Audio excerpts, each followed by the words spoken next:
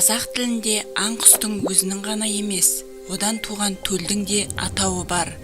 Соның бірнеше мысалын бүгінгі бейне жазбамызда көрсете кетейік. Үйрек қаз құстарының балапаны мамыр деп аталады. Филология ғылымының кандидаты Ербол Тілешевтің сөзінше, жыланның баласының атауы иірші. Оған жылан иір-иір жүрсе де, ініне түзеу кіреді деген мақал дәлел бола алады. Тұяқтыларға келсек, арқардың төлі қозықа. 2 жастан 4 жасқа дейінгі жас еркегі көкпек.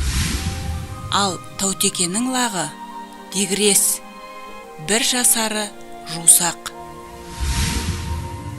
Бұланның бұзауы қандағай делінсе, құланның құлыны қодық деп аталады.